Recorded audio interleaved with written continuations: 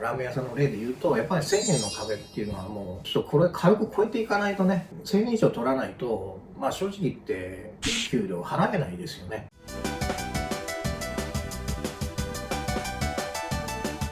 はい、皆さんこんにちは。いつも倉本ゼミをご視聴いただきありがとうございます。実はちょっとね、ずっと動画の更新とかがね、できなかったのが、海外出張にちょっと行ってたんで、それ前後でちょっとね、いろいろバタバタしてまして、ちょっと動画が全然アップできない状態でおりました。大変失礼しました。今回ね、実はメキシコに行ってきました。ちょっとね、その様子を見ていただきたいんですけども、まず空港降りて、チェックインまでにちょっと時間あったんで、ホテルの近くのエントランスというかロビーみたいなところで、ちょっといろいろ散歩してきたんでね、まず見てください。どうぞ。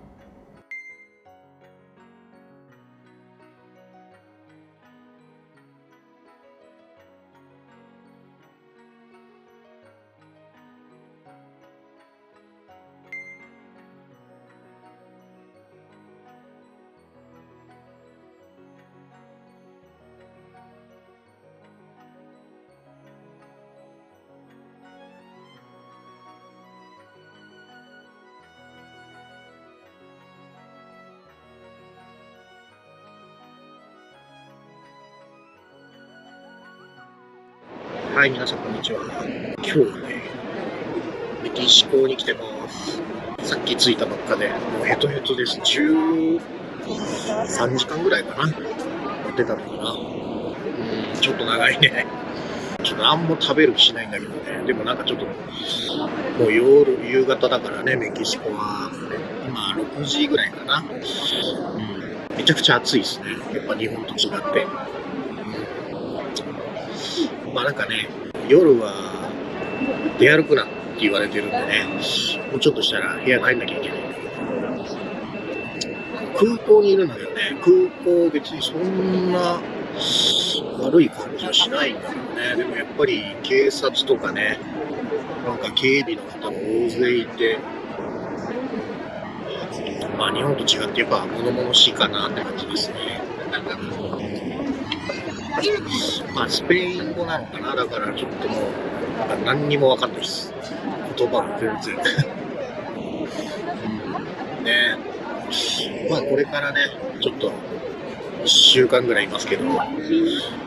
どんな旅になるのかな。まあちょっとね、ラーメンがどうメキシコで受け入れられるのか、ちょっと楽しみですね。はい。今日はね、ちょっとマクドナルドを買ってみました。150ドルぐらい。なかなかいい値段しますよね。まあ、味はでもやっぱ、どこも一緒なんだなと思いますね。はい。はい、そういうわけでね、マクドナルドとかね、ケンタッキーとか、いわゆるナショナルチェーンは当たり前にありましたね。値段を見ると、だいたい、僕ね、マクドナルドのビッグマック頼んだんですけども、多分日本円で1000円ぐらい、1000円ちょっとかな、してる感じです。やっぱ日本って安いなって感じですね。コーラとかがね、なんか普通に高かったです。まあ高いってあっちが普通なのかな、日本が安いのかな。1本、もう3、400円。また日本で倍ぐらいしてましたね。はい。なんか日本ってかなり物価低いんだなって逆に思っちゃいますね。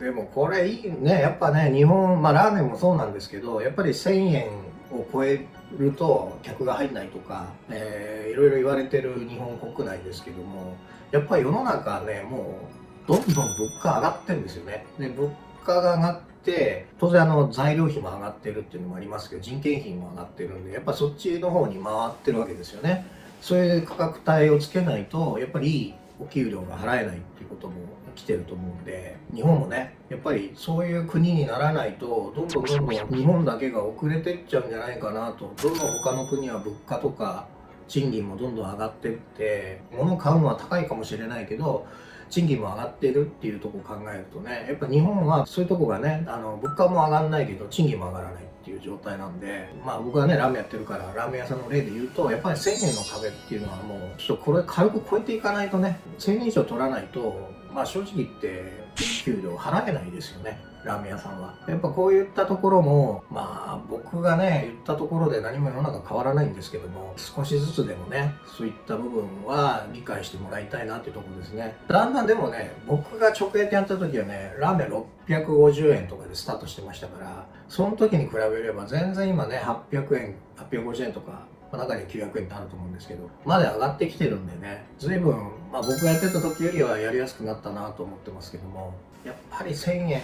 1200円ぐらい本当は取らないとみんな大変なんじゃないかなと思いますよ。みんななんか材料費だとか何か節約してやってるんだと思うんですけど、もうそういう考え方じゃなくて、やっぱりかかるものはかかる。かかったものに対しての適正な販売価格をつけるっていうことは必要なことだと思うんですけどね。メキシコっていう国がね、僕もまだどんな国かっていうのはよく分かってませんけども、やっぱりこうやって物の値段が上がってるっていうのはやっぱでも生活水準が上がってるっていうことでもあると思うんでね。メキシコもね、多分格差が激しいんだと思いますね。たくさん持ってる方とそうでない方とっていうのが。まあこれはどこでも起こりうることなんでね、二極化するっていうことは。まあただ、やっぱりこうマクドナルドレベルでもね、それくらいになってるっていうことを考えると、やっぱり日本もちょっと考え直すべきなんじゃないかなと思ってます。まああとね、メキシコとっても暑かったですね。やっぱ日本寒かったんで、もうすごい快適でしたけどね、メキシコにちょっと行かせていただいて。で、このメキシコなんですけど、実は1月のフラックスでお会いした方と、もう何度かお会いして、その後すぐに打ち合わせして、じゃあもう3月にメキシコ行こうっていう、超ハイスピードでなんか展開が進んでるものでしてね。まあ、とってもなんかご縁を感じてるメキシコの旅になってますんで、ちょっといろいろ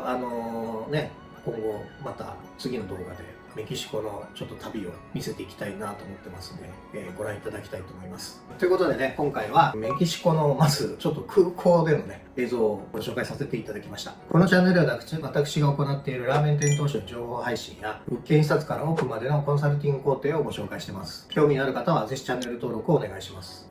いつでもセミナーを開催しておりますので、ラーメン店投資に興味を持っていただいた方は、概要欄にある LINE 公式アカウントよりお問い合わせください。それではまた次の動画でお会いしましょう。